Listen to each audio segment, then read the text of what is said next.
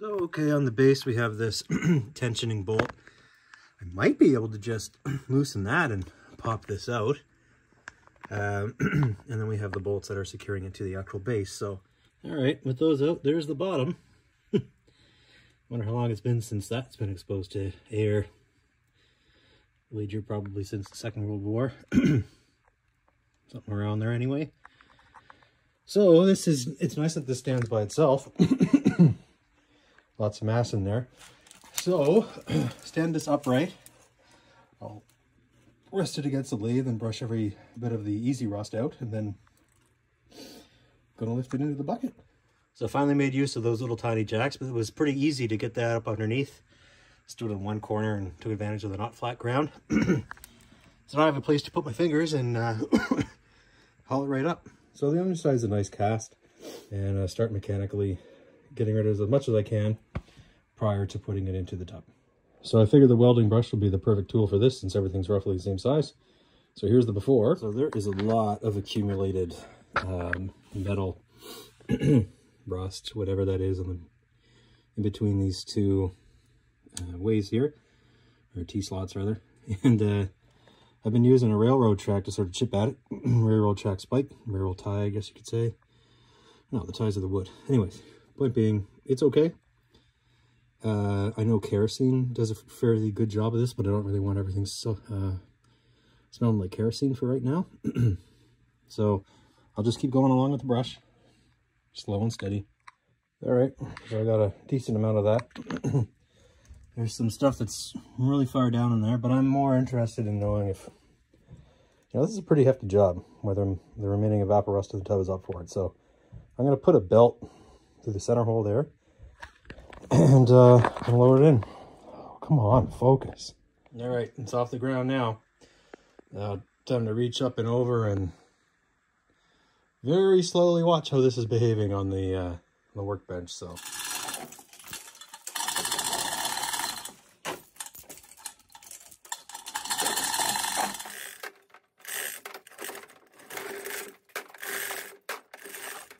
Okay, so with that in, now we start. All right, this part here, I'm going to give a shout out to Evaporust because they did send me 4 of these based on all of my usage here and stuff like the anvil on the top of this project. So appreciate it, guys. If you want to send more my way, that's great too. But so last one going to go in, and hopefully this covers it just a little bit more. And yep, so time to close it up and I guess clean up the shop for a little bit.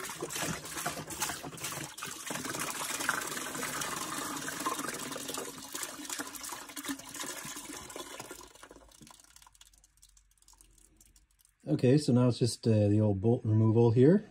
I think the foot will come out with some persuasion. I'm thinking actually about flipping this upside down. And then I'll haul everything apart. So yeah, get to that. These, by the way, are 7/8 to 5 or 15/16. If you have one of these. So yeah. All right, so here's the underside. I put this part, I don't know why I can't focus. I put that part there to the bottom to help keep the center of mass low. So I think this is going to be one of the persuasion games. Penetrating oil, tappy tap, that sort of stuff. Yeah. So it's been sitting in the penetrating oil for a bit. But I think what we need is the same process that released the spindle. So I'm going to put the bolts back in, suspend it, and then I'm going to hit the center pin out. Yes, pin. Okay, it's off the floor, not as sexy as I'd like, but the posts are doing their job. So I have a space here to sort of knock at that. So I'll get a block of wood, mallet, and see if I can free it. Okay, with this sitting overnight, and I didn't leave it suspended, I left it sitting fully on the ground. Put the dead blow. We are getting movement now. So you can see that separation there. Slow and steady. More smacky. Basically two strikes after I put the camera down because it kept flopping. We are free. So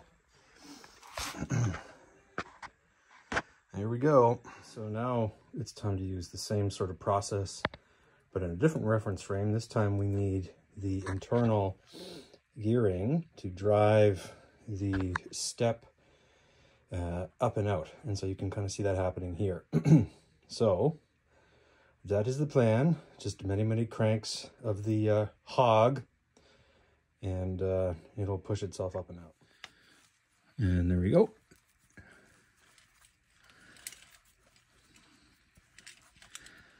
Well, thank you, gravity.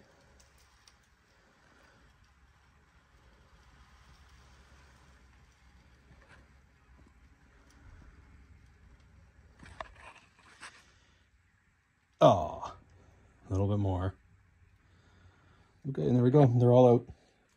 So I can disassemble what I have here and start the restore process. Here's a up close there.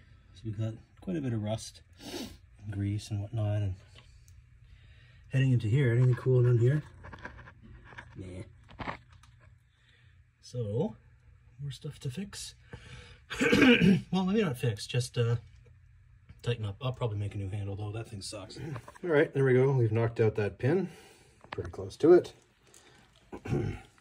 So I suspect we should be able to get the worm out now, because it's probably in there with a set screw, or more likely with a stupid taper pin. Okay, after studying the inside and realizing how it went together, I realized there has to have been something that fixed this here, because it wasn't one piece. And after like scraping away the coating, whatever, there's our taper pin. So this is going to come apart a lot easier now. This looks to be the larger side. So I'll pop this out, and then we should have it apart. Well, that pin was in there so much that threading, tapping, and trying to knock it out didn't work. So I opted for the drill method, which means I might have to make another shaft, but that's okay, because I hate taper pins anyway. I haven't mentioned so far in this video how much I love taper pins. I wasn't certain. Anyway, so yeah, taper pins suck. They are the worst. All right, there's this piece off. Honestly, that can probably be saved if I just go the other side, but do I want to? So we'll see how bad this is when it comes out. Okay, so here we go, and there's our other taper pin. So there really only was one way to get this out, and that was the way I got it. So this one will be more critical to get. Though I think this shaft is probably fine. It's steel, so I can just weld it if I really need to. But yeah, should be all right. So here's another example of why I had so much trouble with these taper pins. This is the small side I've measured. So pounding that out, and then half of it shatters. What? Well, I had to drill this one out too.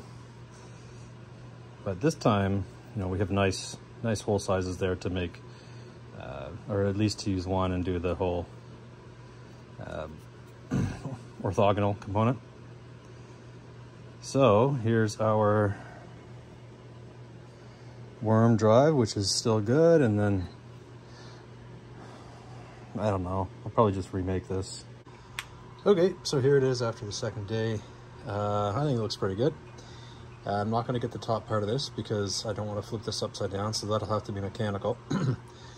But at least the top parts look good. The inside I'm just going to go ahead and that stuff seems to perform better. The sort of like the crusty coolant, leftover cakey, whatever it is, seems to remove a lot better in the presence of kerosene, so I'll have to do that down the road. I'll take a picture of the back here in a second, but yeah, here we go. Out of the evaporoster. All right, and here's the back side. You can see the significant difference just from being in the tub, so that's great. Normally I'd let this sit there for months, but yeah, that was a bit of a pucker factor, but having a crane on your workbench is awesome. Fully up. And now that we have it on the workbench, we can take a closer look at everything. So lots of stuff to get out of here first. But fortunately, now that it's up here, once I clean everything out, I'll just be able to paint up here and then bring it down afterward. So this is basically like being an archaeologist, you know, the stereotype anyway. So just going through everything, hitting it with the chisels, and slow progress, but progress. So I'm not going to bother filming it. It's a lot of work. You know what it looks like. It looks like this.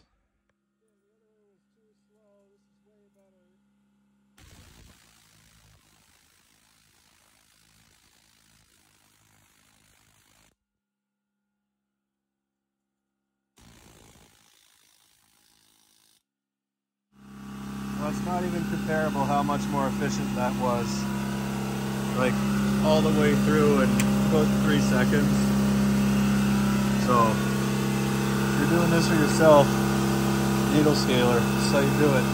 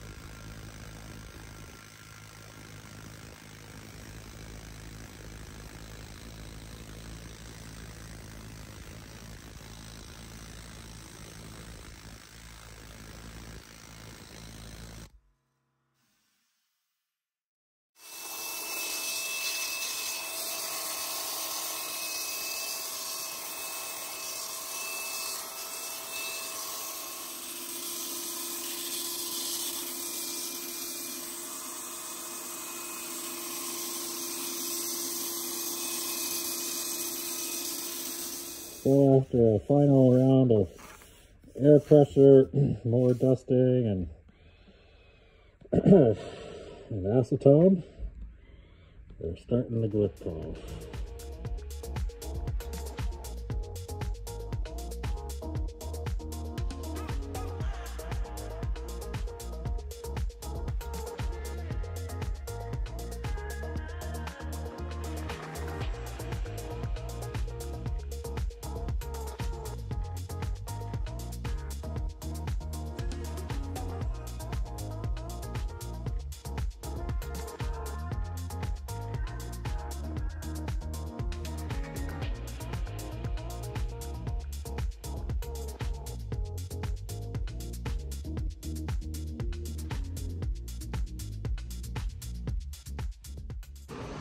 Okay, with the Gliptol in, and that looks really nice.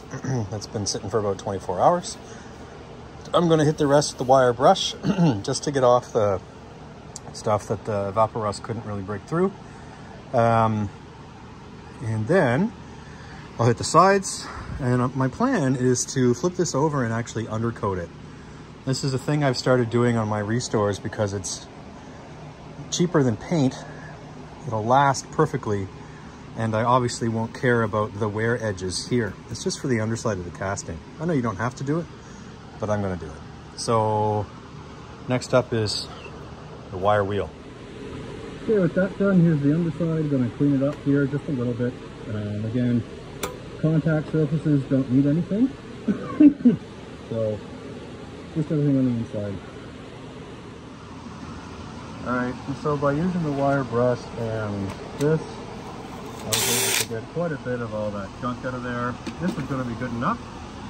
So vacuum, maybe hit it again, and then acetone, get rid of the grease. And hopefully it'll be time for priming the other side.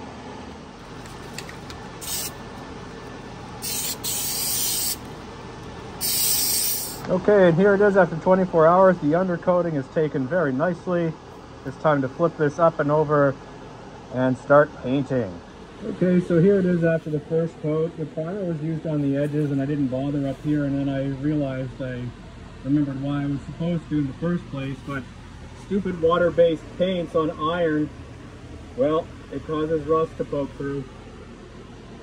So you gotta primer it on old cast iron. Anyway, many more coats to go. And then the Gliptol gets redone once to handle that overspray, which makes it look less shiny, and I just want to do it to make it look nicer. But here we go. Now we got to take advantage of the nice spring day out, so I'm just going ahead with the primer so I don't get all those spots again. So once this is done, looking to get the whole base assembled, sort of. Okay, the grand reveal. The base is done, the very base, but I do have an extra bolt I have to remake. This one here is smaller than the rest of them, just the head, mind you, but the other one is fractured, and it goes right there. But that could wait, that's not a big deal. I'm not tightening those down just yet. We have some paint drying over here on the other side, and given the nature of how this paint likes to peel off. Anyways, here we go. I put it on thick because I like that appearance better on old big machines. The base is done. Right, thanks to the crane, back on the floor now. Paint seemed to survive except for a little bit down there, so I'll touch that up afterwards. Anyway, time for the support for the tray. Okay, so I've decided that I like the cast the way it is. I don't need to do any Bondo work on this. I actually kind of think the patterns are neat. So I'm just going to start priming this now in my special priming booth, you can see, or you could have seen, and then it stopped focusing. I don't know why. Jeez, whatever. All right, returned. Anyways, start with the underside, flip it over, top side, yada yada yada. Okay, and now we're going to prime this. Found this digging through it. That to me looks like a casting date. I think the last two numbers are like a 4 and a 2. I can't figure out what the first are, but I think we have a 4 and a 2 there. It looked a little bit more defined than I hit it with the brass brush, which apparently is just brass coated steel, so it started eating it more. A little bit annoyed about that. But I think we have a 42 there. 01, 42, something like that.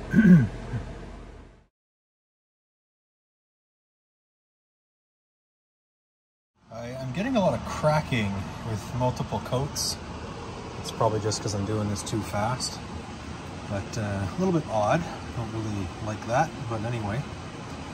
Yeah, so time to start thinking about this. I doubt I'll replace the crankshaft. It's not really under a lot of pressure all the time, so I'll probably just mill flats and roll with it. I am going to change that into the Bridgeport style, the piece in the center of the screen there, so that I can fit a Bridgeport handle to it, since those are common.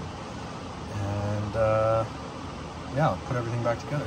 So with both flats milled, I'm turning this diameter on the outside down to account for the width of the Bridgeport style crank, which is around 5/8. Okay, so I tapped these for a 1/4 inch 20 using the same holes so that I could use the holes that were already in place from the pin.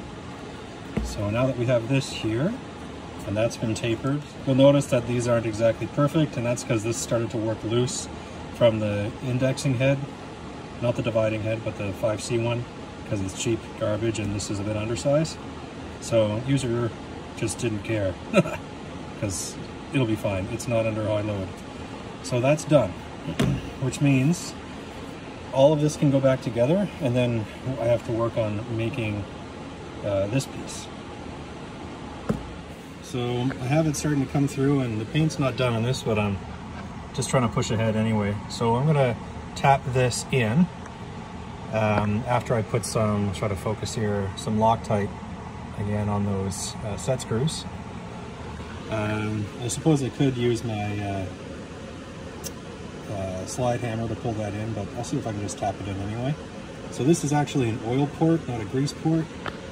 And I mean, I could make it a grease port, but I'll be sliding these through and then installing that next. Okay, and with a bit of luck, it turns out that though the diameter, or rather the width of those brass washers is actually perfect. So we have our pathway all clear. We have engagement. and I have that ugly hole still out there, but I'll just fill that with epoxy, I guess, or I'll make the attachment look a little bit fancier.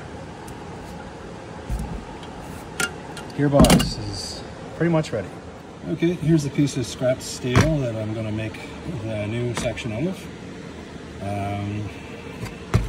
So we're going to do the easy stuff, bore the hole, put it down, and then it's off to a mill.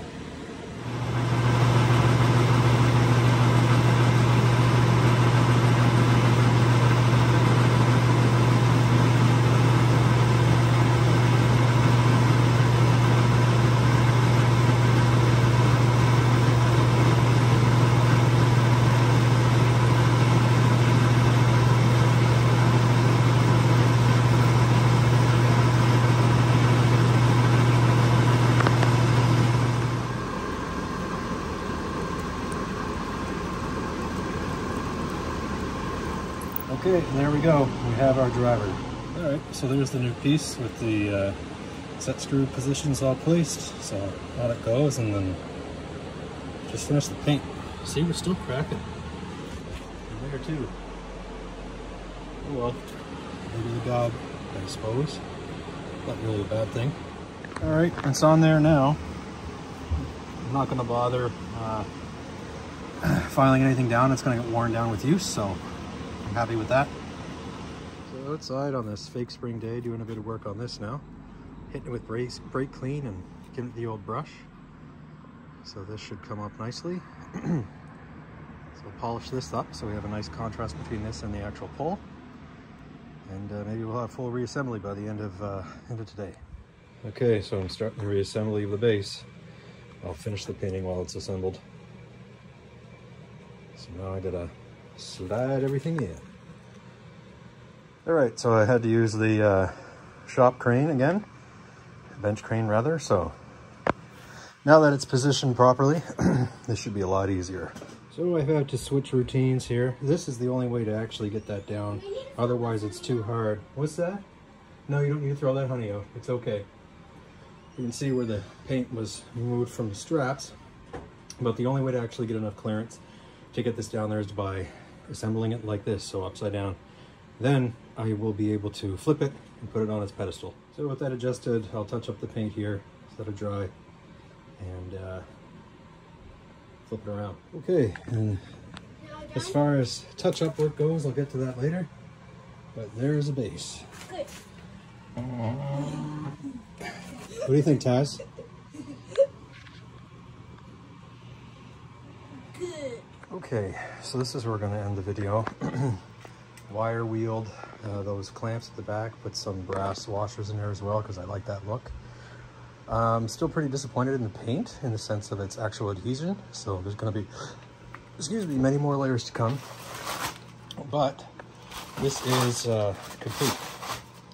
So bring it around, we have everything here, and I'll push that out of the way. Now, a couple modifications I did here. So that is the same adapter for a Bridgeport mill, and the first two holes that I drilled it looked really wobbly, mostly because it was a mess up on my part.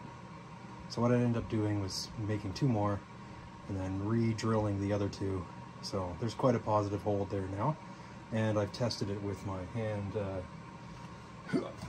Well, I'll just show you. So this is my power feed in the Z-axis for the mill.